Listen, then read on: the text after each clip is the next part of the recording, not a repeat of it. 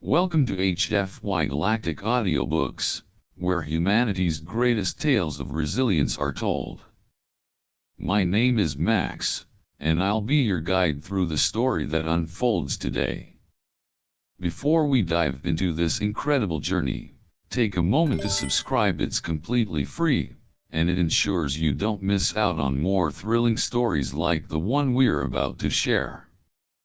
Let's get started. Part 1. The expedition begins. The cold wind howled across the Antarctic tundra, biting through Dr. Jessica Hayes' layers of clothing as she trudged through the snow. Every step she took felt like a battle against nature, the icy terrain threatening to pull her down with each movement. But this was nothing new to her. She had spent her career studying extremophiles, life forms that could survive in the harshest, most hostile environments on Earth. If anyone could endure the brutality of the frozen wastes of Antarctica, it was Jessica. The mission was supposed to be routine, simple, really. A few days collecting ice core samples from the newly exposed permafrost, documenting how the ice was shifting in response to global warming. A job she had done hundreds of times before. But as the storm began to pick up, she couldn't shake the feeling that something was different this time. Her COMM unit crackled in her ear, barely audible over the roar of the wind. Base to Dr. Hayes. Weather's deteriorating. You should head back. It's too dangerous out there. But Jessica didn't answer right away. She had come too far, and the thought of turning back without completing the mission gnawed at her. Her determination was something the harshest environments couldn't suppress. Just a few more minutes, she muttered to herself, adjusting the controls on her ice drill and plunging the device deeper into the ice core.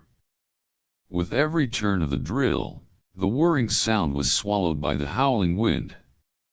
Then, just as she was about to pull the drill back, something caught her eye. A flash of light. It was barely visible at first, but when she paused and squinted through the swirling snow, she saw it, a metallic glint, half buried in the ice. Her breath caught in her throat. It shouldn't have been there. No one had ever reported anything like it before, especially not in this remote, desolate part of the world. Jessica hesitated, looking back at her COMM unit. A warning flashed on the screen from base: return immediately. It's too risky. But curiosity, a driving force in her life, took over. She couldn't ignore it. Not now. She moved toward the object, her heart pounding as she fought against the snow and wind. The strange metal shone even brighter as she approached, glowing faintly as though it had a pulse. It was round, almost like a disc, perfectly smooth, with no seams, no bolts, just an unbroken surface, unlike anything Jessica had ever seen. Her gloved hands reached out, and she gently touched the cold surface. Immediately, the world seemed to tilt. A sudden pulse of energy shot through her fingers, and the object began to ripple, as though the metal was alive, shifting like liquid mercury. Her heart skipped a beat as the ground beneath her seemed to tremble. What is this? She thought, wide-eyed, pulling her hand back in shock. But it was too late. The object was already responding to her touch. A brilliant blue light erupted from the surface, engulfing her completely. It was as if the very air around her had been sucked away, replaced by a strange, sterile environment. The sounds of the storm vanished, replaced by an eerie silence. Jessica's vision blurred, and before she could even process what was happening, her body felt weightless, like she was floating in a void. Am I dreaming? She blinked, trying to focus, but her eyes couldn't adjust. Everything around her was glowing, soft blue light stretching endlessly in all directions. Her arms and legs hung limply at her sides, as though suspended in mid-air, but there were no wires, no devices holding her up. It was as though she was floating in space, weightless and vulnerable. She tried to speak, but her voice came out muffled, as if the air was thicker than it should be. Hello? Is anyone there? Her voice echoed in a strange environment, but there was no answer until suddenly, a soft, melodic chime rang out, followed by what sounded like a chorus of voices speaking at once. The words were unintelligible to her, alien in their rhythm, their cadence. She couldn't even recognize the language. Then, something strange happened. The symbols, strange and alien, materialized in front of her eyes, floating in mid-air, glowing and shifting as if alive. They twisted and turned, forming patterns that made no sense to her, yet somehow she understood them. A picture appeared, showing Earth as seen from space, her home.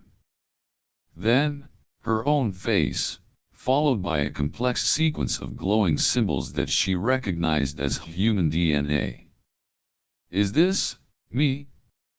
She thought, her heart racing. She pointed toward the image of her own face. Yes, that's me. I'm human, from Earth, she said aloud, her voice shaky with disbelief. Before she could fully process what was happening, the symbols scattered like startled birds, and alarms began to wail, a sound unlike any alarm she had ever heard, not mechanical, but something organic. The walls surrounding her flickered and turned transparent, revealing tall, slender figures moving swiftly through the space outside. They were humanoid, but their skin shifted in strange, mesmerizing colors, like the surface of a chameleon. One of them turned toward her, its large almond-shaped eyes blinking horizontally, not vertically like a human's. It froze for a moment, then seemed to speak, but the language was so alien, it was like glass shattering in a storm. The figure's skin paled to almost translucent white, and it backed away, its body language filled with panic. The restraints around Jessica's body tightened, and the sterile environment around her pulsed with an urgent, red glow. What have I gotten myself into? She thought, her chest tightening as a wave of fear and confusion washed over her. Part 2. First contact with the alien ship. Jessica's eyes fluttered open, but everything around her was distorted, glowing faintly in a strange shade of pale blue. Her body felt weightless, floating in an environment unlike anything she had ever experienced.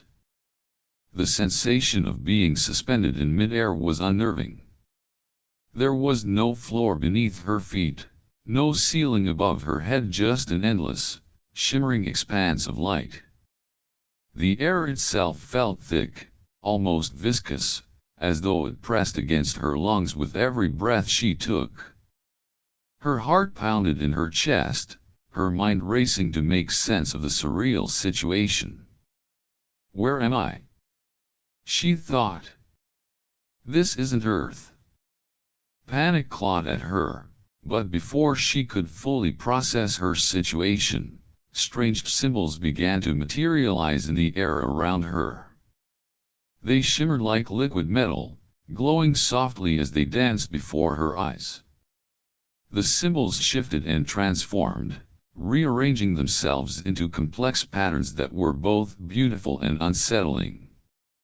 As she watched, the symbols formed into a series of images. First, Earth from space, a blue and green marble floating in a void of space. Then, an image of her own face, followed by a string of intricate glowing patterns. Is this my DNA? She thought, her stomach twisting in disbelief. The symbols pulsed with a strange energy, as though they were alive, responding to her presence, her thoughts. How is this possible? She wondered, reaching out instinctively, only to feel her arm held firmly in place by an invisible force. Before she could ask herself any more questions, a voice interrupted the silence, a calm, neutral voice that seemed to resonate in her mind rather than her ears. You are awake. Good. Jessica flinched, looking around for the source of the voice, but she saw no one. It was a strange, disembodied voice that seemed to come from all directions at once. Her breath caught in her throat, and she instinctively tried to speak, but no words came out. Instead, a series of new symbols appeared in front of her, shifting and rearranging, forming a coherent message. You are aboard the Zaxari research vessel, Infinite Inquiry. You triggered the emergency retrieval protocol. You are not on Earth anymore. She blinked rapidly, trying to make sense of the words. What is this place? She whispered to herself. The voice responded, more clearly this time, this is the Zaxari vessel. You are in a containment area. You have been placed under quarantine. The name Zaxari rang a bell in Jessica's mind, but she couldn't quite place it. Her mind raced with 1,000 questions, but one thought cut through it all. I'm not on Earth. I'm not even on my planet anymore. Another figure appeared before her, shimmering in and out of existence as if the being itself was made of liquid light. It was humanoid, tall, and slender, with elongated limbs and an odd skin tone that shifted from light green to deep purple as it moved. The being's eyes were large and almond-shaped, a glowing blue that reflected the faint light around them. It studied her curiously, its gaze intense yet calm. Are you one of them? Jessica stammered, her voice still shaking. What do you want with me? The figure spoke again, its voice now clearer, but still distant. I am Vexler. I am Xenobiological Assessment Specialist, 3rd rank of the Zaxari Collective. You are of the species Terran, Earth origin. You activated an emergency protocol and were taken aboard. Your presence here has triggered quarantine procedures. Jessica's mind reeled. Terran? Earth origin? She tried to process what she was hearing. What does that mean? Why am I being quarantined? Before she could ask, Vexler continued, its voice steady. The Zaxari have been observing your planet for over 1,000 Earth years. We have monitored your species, catalogued your behaviors, and analyzed your biological patterns. Your kind has been deemed a potential threat due to your unpredictable nature. You survive when you should not. You adapt in ways that are impossible for other species. This unpredictability is why you have been quarantined. Jessica's mind raced as she pieced together the implications of Vexler's words. She could barely grasp the weight of what he was saying. The Zaxari? They've been watching us, for over 1,000 years? The reality of it was staggering. But why? What do they mean by unpredictable? Vexler's shimmering form seemed to settle for a moment, its body flickering and shifting with the subtle undulations of its skin. The Zaxari Collective maintains extensive records on many species across the galaxy. We have studied civilizations, catalogued their behaviors, and analyzed their development. Most species follow predictable patterns. They evolve in a linear fashion.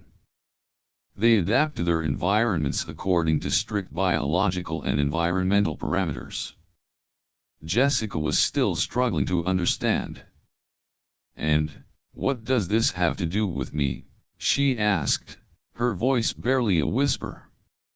"You are different," Vexler explained. "You are a species whose evolutionary trajectory cannot be predicted. You make leaps in your understanding that no other species can foresee. Your cognitive patterns are irregular, unpredictable. The collective is concerned." Jessica felt a chill settle over her. "Concerned?" she repeated in her mind. She had always known that humans were capable of extraordinary things. But to be considered a threat by an advanced alien race? That was a concept she hadn't even dared to imagine. Vexler's voice softened, almost as if it were sympathetic. "You are classified as a danger to the stability of the galaxy. Your capacity to adapt and survive in environments that should kill you is unlike any other species we have observed. You persist, even when your biological limitations should prevent it. Your survival instincts, combined with your ability to think and act unpredictably, make you a potential weapon." A weapon. The thought struck Jessica like a physical blow. She had always known humans were resilient, but this? To be feared for her ability to adapt? How could something as simple as survival make us so dangerous? Vexler's form flickered again, its gaze turning toward the walls that surrounded Jessica. "You will be observed until further notice. Your species, Terran, has been placed under quarantine until we can better understand the full extent of your capabilities. The collective has deemed it necessary to ensure that your kind does not present a threat to the galactic order." As the words settled in her mind, Jessica felt a mix of awe and terror. The galaxy's most advanced civilization is terrified of us. She could barely comprehend the magnitude of what was happening. Here she was, on an alien ship, surrounded by beings who had watched humanity for centuries, afraid of what might happen if they allowed humanity to interact with the rest of the galaxy. Jessica knew, deep down, that this wasn't just about her. It was about humanity as a whole. And whether she liked it or not, Earth had just been thrust into the spotlight, an unpredictable species, feared by the very beings who had watched over the galaxy for eons. Part 3, The Zaxari's Fear of Humanity. Jessica sat in her containment chamber, still suspended by the invisible force that held her in place. The walls surrounding her seemed to pulse, as though they were alive, shifting with an organic rhythm. Her mind raced, absorbing the weight of what Vexler had shared with her. 1,000 years. The Zaxari have been watching us for over 1,000 years. She glanced at the shimmering symbols that still hung in the air, ghostly reminders of the alien technology that surrounded her. But it was the truth Vexler had revealed that gnawed at her. The Zaxari considered humanity a threat. Their predictive models, which had been accurate for virtually every species they had observed, couldn't predict humanity's behavior. The Zaxari had studied countless species, and each one followed a predictable path, adapting, evolving in ways that could be modeled and understood. But not humans. Humanity's resilience wasn't just a trait, it was a fundamental part of their nature. Unpredictability, that was the word the Zaxari used to describe Earth's inhabitants. No matter the odds, no matter the environment, humans persisted. They survived where others would perish. They can't predict us, Jessica thought, her heart pounding with a mixture of awe and disbelief. They can't predict us because we're not supposed to survive. And yet we do. Vexler's voice interrupted her thoughts, calm but filled with an underlying tension. The Zaxari Collective has been observing Earth for over 1,200 orbital cycles. Our models predicted that your species would evolve in a linear fashion, just like countless others we've studied. But humanity is different. You defy prediction. We cannot understand how your species adapts so quickly, how you can survive in conditions that would annihilate others. Jessica's mind spun as she tried to comprehend the full scope of what Vexler was saying. So, you've been watching us for over 1,000 years, and you still don't understand us? She asked, her voice trembling.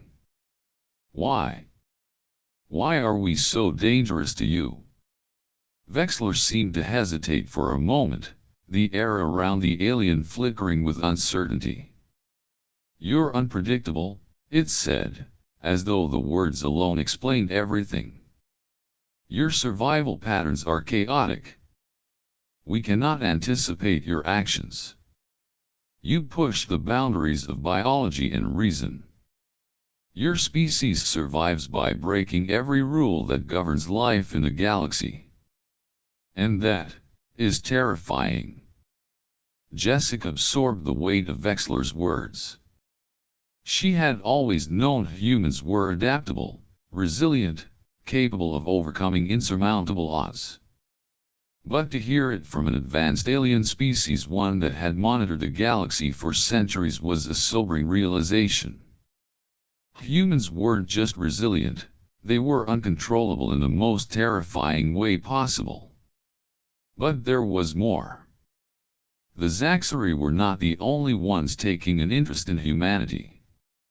As Vexler spoke, a warning flashed across the wall, a series of images flickering in the strange alien language, followed by a simple, alarming message: the Makari Dominion has located the Zaxari vessel. The name Makari sent a cold chill down Jessica's spine. Vexler's body rippled with a new set of colors, a deep amber that radiated urgency. The Makari Dominion is a warlike species. They believe humanity could be a biological weapon. The Makari do not understand the concept of unpredictability. They wish to capture you, Jessica.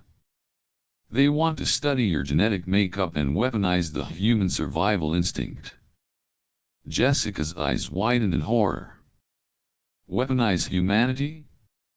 The thought was chilling. She had always known there were risks in survival. What if humanity's relentless drive to live made them a target, not just for observation, but for exploitation? Vexler continued, its voice tinged with urgency. We had hoped to keep you contained until we could better understand the full extent of your species' capabilities. But now, the Makari are on their way. Their forces are vast, and they do not hesitate to destroy what they cannot control. If they capture you, Earth will no longer be a safe haven. They will exploit your genetic potential for their own ends, and humanity will be subjugated. The weight of Vexler's words pressed heavily on Jessica's chest. She felt a surge of protectiveness for her species. No one will use humanity like that, she thought fiercely. But how could she, one lone human, stand against an alien empire bent on harnessing the power of human resilience? As if on cue, alarms began to blare throughout the ship. The lights flickered, and the entire vessel shook violently as an incoming force collided with the Zaxari's shields. Jessica's body jerked with the impact, and she felt her stomach drop. Vexler's voice cut through the chaos. The Makari have arrived. The alien's form shimmered as the room around them distorted, changing shape with the ship's defensive systems coming online. Jessica could see through the transparent walls now, her eyes scanning the sprawling interior of the Zaxari vessel as it seemed to warp and shift under the pressure of the Makari assault. "We are preparing to engage," Vexler said, the calm in its voice belying the urgency of the situation. "You must understand, Jessica. The Zaxari Collective has never fought in a war like this. We are peacekeepers. The Makari do not understand the value of peace. They will stop at nothing to take you." As Jessica processed this information, she couldn't shake the feeling that her survival, her very presence aboard this ship, was the catalyst for an intergalactic conflict. The Makari didn't just want her, they wanted to harness humanity itself, turning Earth's greatest asset, its adaptability, into a weapon that could conquer the galaxy. Vexler's next words were a warning and a plea. "We have only one chance to repel them. We must work together, Jessica. If the Makari capture you, your species will be irreversibly changed. Humanity's destiny will no longer be in your hands, it will be in theirs." The atmosphere inside the Zaxari vessel shifted again, this time with a sense of foreboding. As alarms blared, the entire ship vibrated with the incoming assault. The battle for Earth's future had begun, and the galaxy's most advanced species, the Zaxari, had just learned that humanity wasn't just a species to be feared. They were a force that would stop at nothing to survive. Part 4. A New Crisis. The Zaxari ship groaned under the pressure of the assault. The Makari, relentless and brutal, had breached the outer defenses, their weapons tearing through the vessel's hull with terrifying precision. Explosions shook the corridors, sending ripples through the ship's structure. Jessica felt the shudder of the impact, her body thrown off balance as the floor beneath her lurched violently. The lights flickered, then dimmed completely, replaced by the eerie red glow of emergency alarms. The walls seemed to pulse with each tremor, their organic material groaning as the Makari's forces advanced deeper into the ship. The Zaxari, normally composed and methodical, were now scrambling. "We need to move," Vexler's voice cut through the chaos, its calm tone a stark contrast to the mounting panic in the ship's corridors. "The Makari are already inside. We must escape before they find us." Jessica didn't hesitate. In moments like this, survival was instinct, and she was no stranger to adapting quickly. Her mind raced, processing the environment around her, looking for a way out. The corridor ahead was filled with debris from the blast, a maze of torn metal and crumpled walls. The smell of burning circuitry and scorched metal hung heavy in the air, mixing with a faint ozone scent from the ship's cooling systems. Vexler moved with the ease of someone who had spent years navigating the vessel's structure. But Jessica couldn't help but feel a sense of urgency. The Makari were relentless, and their numbers were increasing by the minute. "We're running out of time," Jessica muttered as she ducked under a fallen beam, her boots slipping on the debris-strewn floor. Ahead of her, Vexler's body rippled with rapid color changes, signaling the aliens' growing anxiety. "The ship is failing. The cooling systems are damaged. They are going to breach the core if we don't stop them." Jessica's heart raced.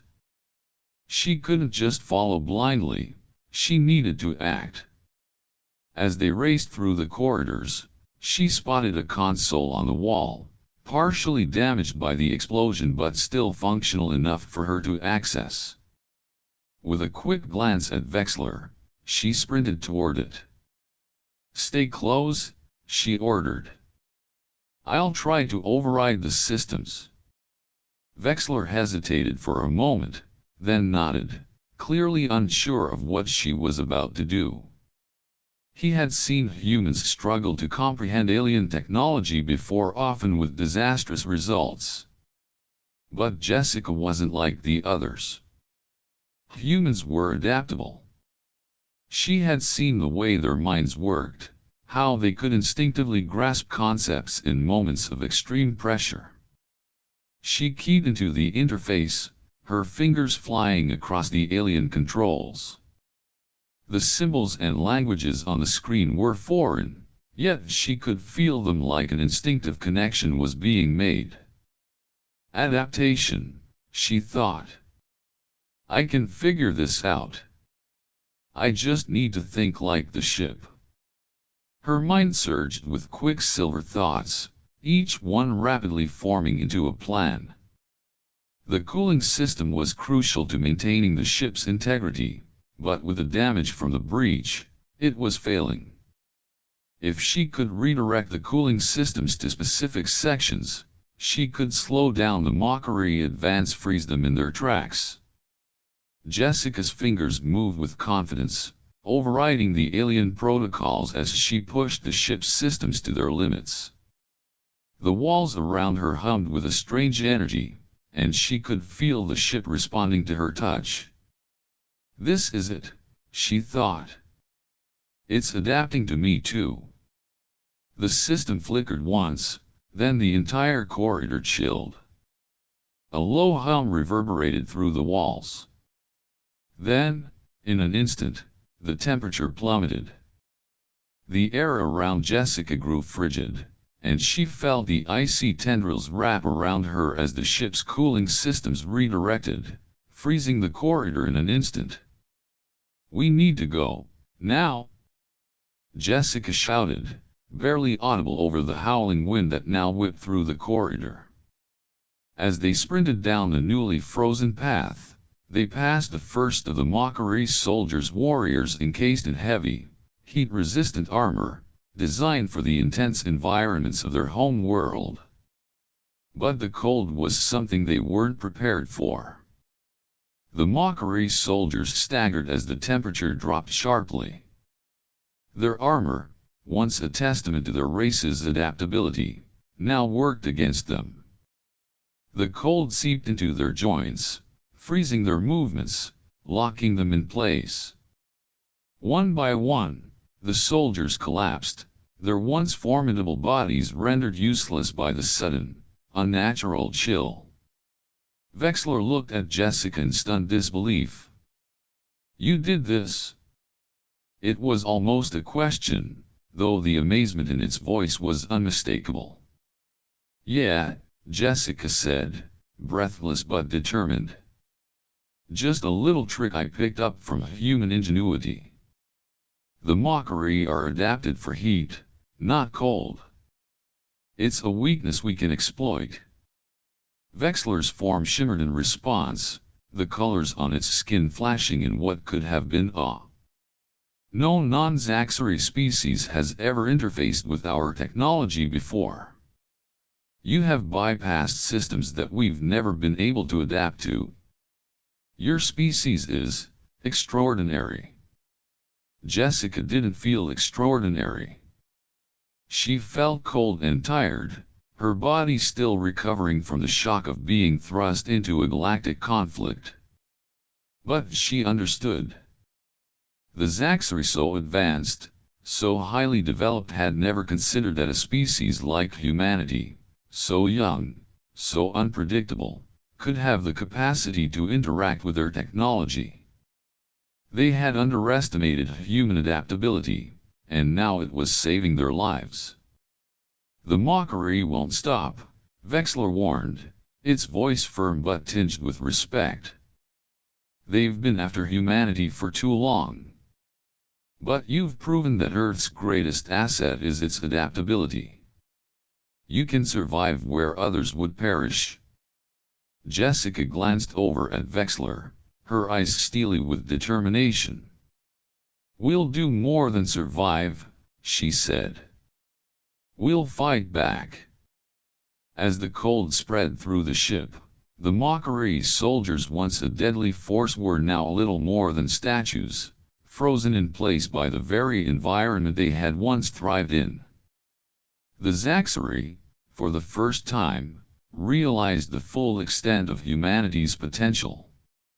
Jessica had shown them what they had never anticipated, that humans, against all odds, could not only survive, they could thrive and adapt in ways that defied the laws of nature and the galaxy itself. Part 5, The Turning Point. The Zaxari Command Center was unlike anything Jessica had seen before.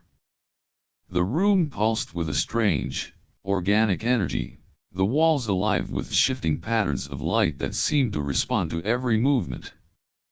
The air itself felt thick, charged with tension, as though the very atmosphere was holding its breath. Vexler led the way, its skin shifting through a series of deep, anxious colors. Jessica followed closely, her heart racing. They had reached the heart of the ship, but the battle wasn't over yet. The sound of footsteps echoed through the corridors as they approached the central command room. The door slid open with a low hum, revealing Enthra, the Zaxari commander, standing stoically in front of a massive, holographic display. His skin, a deep, steady shade of blue, rippled with lines of pale silver as his intense gaze fixed on the incoming duo. The holographic screen in front of him flickered with images of the ship's current status, areas of heavy damage, sections of the hull breached, and, in red flashing alerts, the growing presence of the Makari forces. The Makari are relentless, Enthra's voice was deep, filled with the weight of centuries of experience. We cannot hold them off much longer. We have already lost control of several sectors. The cooling system is failing, and we cannot allow the Makari to capture the ship intact. Jessica's stomach churned. She knew what was coming. They'll self-destruct the ship. She could feel the weight of Enthra's words, the crushing inevitability in the air. The Zaxari, beings of peace, were about to be forced into a catastrophic decision: sacrifice their vessel and themselves to prevent the Makari from exploiting the technology aboard. But Jessica couldn't accept that. She couldn't let it end like this, not after everything she had learned about humanity's resilience. Humans didn't just survive, they adapted. And in this moment, that adaptability was the only chance they had. I won't let you do that, Jessica's voice rang out, firm with conviction. Enthra turned to face her, his expression unreadable, but his eyes narrowed in a way that suggested curiosity rather than disdain. You can't stop it, Enthra said, a touch of frustration in his voice. The ship is compromised. The Makari are too powerful, and we cannot hold them off for long. We have no choice but to initiate the self-destruct sequence to prevent the vessel from falling into their hands. But Jessica's eyes were already scanning the room, her mind already working through the possibilities. She could see the ship's cooling system displayed on the holographic map, its pathways running throughout the vessel like veins in a body. She knew the Makari were adapted for heat, resistant to cold. She had used the temperature to incapacitate their soldiers before. If she could take that same system, manipulate it in the right way, asterisk. A spark of understanding lit up inside her. What if we use the cooling system differently? She asked, her voice gaining strength with every word. Instead of shutting it down, we could use it to our advantage. Create a thermal barrier that will incapacitate the Makari forces in critical sections of the ship, freeze them in their tracks while we make our escape. We don't need to destroy the entire ship. For a moment, there was silence. The air seemed to thicken, the tension palpable as Enthra processed her suggestion. He looked over at Vexler, who was vibrating with what appeared to be an internal conflict, his colors shifting rapidly between blue and green. "A barrier?" Enthra asked, his voice calm but laced with skepticism. "This is highly unorthodox. The cooling system was designed to regulate temperature in specific sectors, not create a barrier. It will strain the ship's systems to the limit." Jessica didn't back down. "If you don't try, we'll lose everything anyway. The Makari will capture this ship, and they'll take us down one by one. But if we use the cooling system to create a barrier, we can lock the Makari in specific zones, slow them down long enough to regain control and defend the ship. We need to buy time." Her words hung in the air like an ultimatum.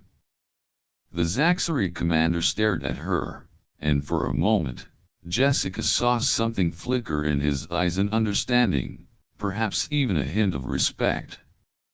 "Very well," Enthra said slowly, finally conceding. "We will attempt your solution.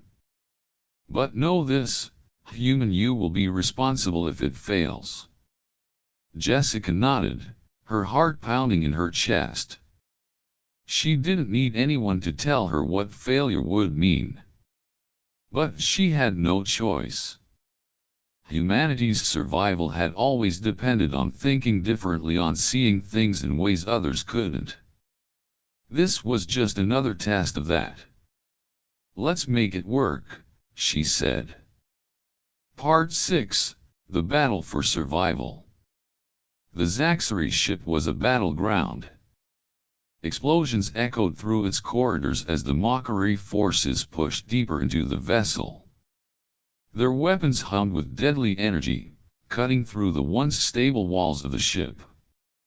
The Zaxari, though advanced, were now fighting a losing battle. The ship, though powerful, was no match for the overwhelming force of the Makari.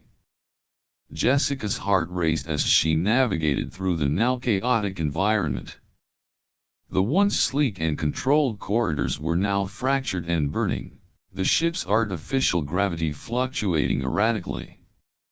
As the Makari advanced, Jessica used the last of her strength to push the ship's cooling systems to their limits. In moments, a cold wave rippled through the ship. The temperature plunged to sub-zero, and within seconds, the Makari forces caught in the chilled zones collapsed. Their bodies froze in place, locked in stasis as the cold seeped into their armored suits. The sound of their movements slowed to a stop as they became statues, frozen warriors who had underestimated humanity's adaptability once again. But the Makari were relentless, and their leaders wouldn't be stopped so easily. Jessica's fingers trembled as she tapped into the ship's system once more. The battle wasn't over. It was just beginning. She had bought them time, but time was running out. Suddenly, a deafening crash reverberated through the corridor. Jessica turned just in time to see a tall figure charging toward her, an imposing Makari warrior. This was no regular soldier. The figure was clad in black armor, a blade in hand that gleamed with deadly intent. This was their leader. The Makari leader's eyes locked onto Jessica, narrowing as he raised his blade. He advanced with terrifying speed, his movements precise and calculated. The air around them hummed with the intensity of the fight that was about to unfold. Jessica's breath quickened, but she remained calm. Her body shifted into the mindset of a fighter, everything around her faded as she focused on the present. The ship's zero-gravity environment gave her an edge. With a quick twist, she propelled herself off the wall, launching herself into the air to avoid the first strike of the blade. The Makari leader's weapon slashed through the air where she had been just a second before, missing her by inches. She was quick, her human reflexes honed through years of surviving impossible odds. Jessica adjusted midair, her body rotating as she landed on a lower platform, her boots scraping against the metal floor. She immediately used her surroundings to her advantage, leaping off walls, spinning through the zero-gravity environment with agility that even the trained Zaxari couldn't match. The Makari leader, though fast and skilled, was unaccustomed to human speed in this gravity-defying environment. The two clashed again, the leader's blade slicing through the air, narrowly missing Jessica as she ducked and rolled. She was faster, smaller, and more adaptable, and she used that to her advantage, dodging, weaving, and drawing the Makari leader further into the maze of the ship's broken corridors. The sound of her breath came fast, but her mind remained sharp. She needed to end this quickly. Her hand brushed against the sonic weapon she had obtained earlier, a weapon designed to incapacitate. She had used it to subdue the Makari soldiers earlier, but she needed it now for something much more dangerous. As the Makari leader lunged at her again, Jessica acted on pure instinct. She reached for the sonic weapon, activating it just as the blade came crashing toward her. The leader swung with all his might, but Jessica angled the sonic weapon in front of her. The weapon emitted a high-frequency pulse, sending shockwaves of energy through the air. The pulse hit the leader square in the chest, throwing him off balance. For a moment, time seemed to slow. The Makari leader staggered, his armor vibrating violently under the impact.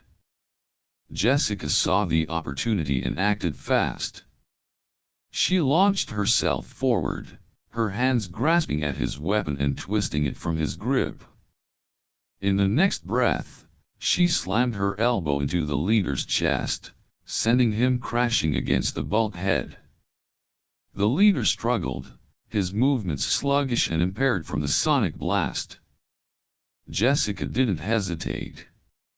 She used her last reserves of energy to pull him into a hold, twisting his arm behind his back and forcing him to the ground with a brutal maneuver. Blood trickled from a gash on Jessica's side, the wound she'd taken earlier from the leader's blade. But she ignored the pain. She had done it.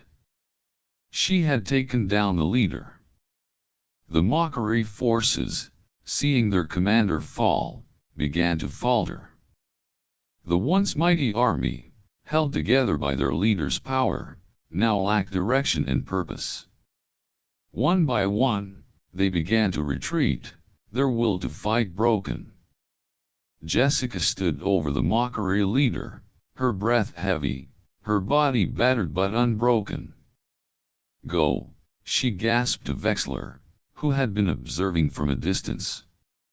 "The Makari are retreating. We need to regroup and take back control." Vexler, standing in awe, gave a nod of respect. "You have saved us, Jessica. I've never seen anything like it.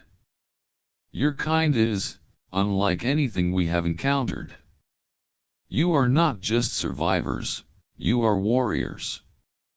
Jessica wiped the blood from her cheek, her eyes narrowing as the sounds of the Makari retreat echoed through the ship. "We don't just survive, Vexler. We fight back. We adapt. And we win." Despite the injury and the chaos around her, Jessica felt a rush of pride. This was humanity. Not just a species at the mercy of others, but a force capable of withstanding anything the universe could throw at them. And in that moment, Jessica knew that humanity's greatest strength wasn't just in surviving. It was in fighting back, adaptable, unpredictable, and unwavering. The Makari might retreat, but they had learned an invaluable lesson: humanity would not be defeated. The battle wasn't over. But Jessica had proven that humanity could always fight back, no matter how overwhelming the odds. Part 7. The Zaxari's Revelation. The ship was a wreck. The walls, once smooth and shimmering, were now scarred and cracked. The ship's systems had stabilized after the Makari's retreat, but only just. A low hum echoed through the hallways as the crew, shaken but alive, worked to repair the damage. The battle had left its mark not just on the ship, but on the Zaxari themselves. Their calm, calculated demeanor was now tinged with something new: respect. Jessica moved through the corridors, her side still aching from the wound she'd sustained in the battle. The Makari leader's blade had cut deep, but it wasn't the pain that weighed heavily on her mind. It was the realization that the galaxy had just learned a very harsh truth: humanity wasn't just another species, it was something far more dangerous, something no one had seen coming. She stepped into the command center where Anthra stood, observing the status updates on the holographic display. His posture was still rigid, but there was a subtle shift in the way he carried himself, a quiet acknowledgement that the events of the last few hours had changed everything. The Zaxari were no longer dealing with just a curious species from a backwater planet. They were dealing with an unpredictable, fiercely adaptive race of humans. Anthra turned toward her, his blue skin shimmering with faint waves of light. His face was calm, but his eyes, once filled with skepticism, now held something else, something new. "You have done more than survive, Jessica." His voice was steady, but there was a note of awe in it now. "You and your people, you fight with a tenacity we have not seen before. You are not just survivors, you are warriors. Creators. Innovators." Jessica felt a lump rise in her throat at the acknowledgement. The Zaxari had observed Earth for over 1,000 years, cataloging their behaviors, measuring their potential.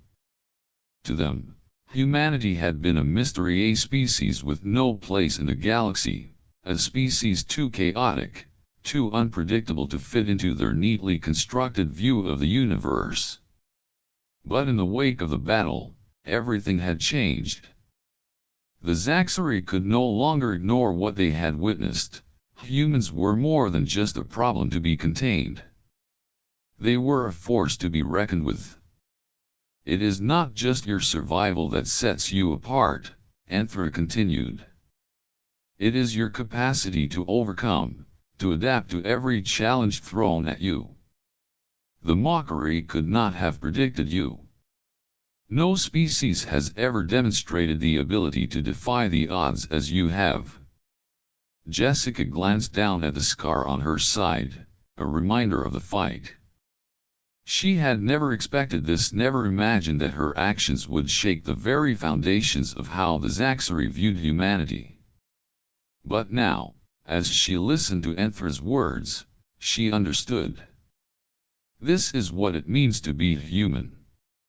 Not just to survive, but to face the impossible and push through it, to create solutions where there were none, to adapt in ways that no one could have anticipated. As Anthra spoke, Jessica's mind raced. What now? The battle was over, but the larger war had just begun. Humanity was no longer isolated on Earth, separated by the vastness of space.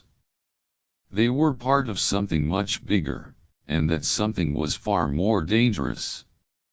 The galaxy wasn't the peaceful, orderly place she had once imagined.